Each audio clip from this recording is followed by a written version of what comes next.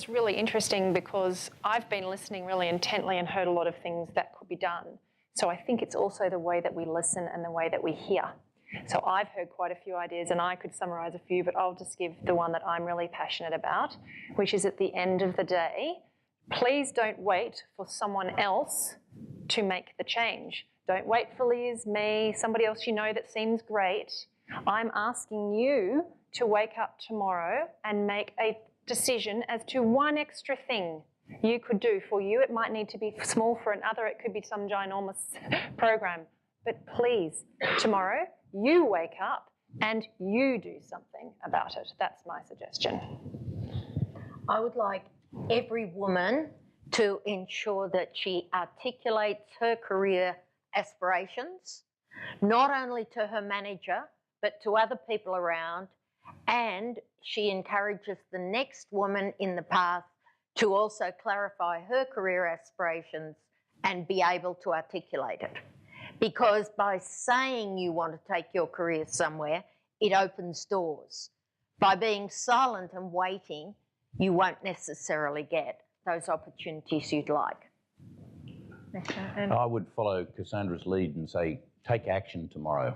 Some simple examples back to Male Champions of Change. The other one is a +1 pledge. I'd like you to add a woman to your team in the next month. Add one.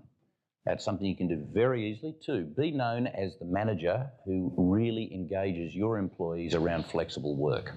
Establish a reputation for yourself in your business so that you make flexibility mainstream.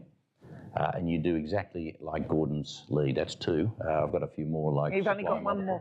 No, that's it. No more. They're all really good ones. Yeah, good one. So, action. all good. So I'd say one of the things that we've adopted in Intel, and I think it's just a great action, is any mid-management role now that's being advertised must have a female in the candidature. So, and if you don't, you need to then raise it to the next level up manager to say, hey, I haven't got any women applicants for that, so they can throw a lens on it and decide whether there should have been some CVs that were sent through. So, and I love that action because it's just really making sure that we're getting females into the pipeline. I went through one very recently. It was in an industry sector that I know there are tons of women working in. I couldn't work out why we didn't have any female candidates. I went back to our hiring office and said to them, where are the women? They go, oh yeah, we did get some female resumes, but we didn't send them through because we didn't think they made the cut. And I had a look at them and my God, like they definitely deserved to be in the round of interviews. So I would say as an action for you, go and ask your HR departments and your managers, or maybe you're in the position that you can just make that happen tomorrow. Like, do you have that policy? Because I just think it's such a good fundamental policy to make sure we've got women in interviewing for all roles that are being advertised. Gordon? Yeah, I think all of us who started out in this journey recognise what we've got here is a culture change for the whole of Australia. And any culture change, in order for the culture to change, first of all, each and every one of us has to change. And the suggestion I'd make is, and I'll tell a little story that I've told before, so bear with me. I was sitting in a board meeting and one of the directors arrived late and he turned around to the company secretary, who happened to be a woman, and said, can you get me a cup of coffee? And she got up and got him a cup of coffee.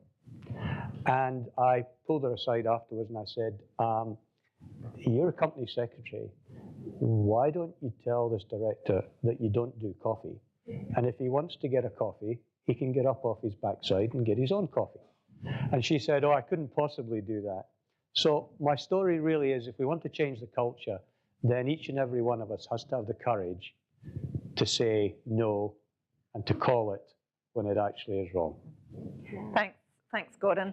And just, I suppose, if I can have a final word, I think one thing that we can do, and I know it's probably the thing that I'll do that will be the greatest contribution to gender equality. It won't be being the Sex Discrimination Commissioner or the military.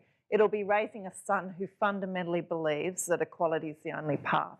So I think we need to work with our children, particularly our sons, to help them understand that gender equality is where we're at, basically. And, you know, we have, my son and I having a running debate. We're having a running debate about whether he's a feminist or not at this point, but that's a harder one to engage with. But yeah, I think showing our sons that gender equality is the only path is one good thing that we can do as well. So I want to thank everyone so very much for coming along and being engaged in the discussion.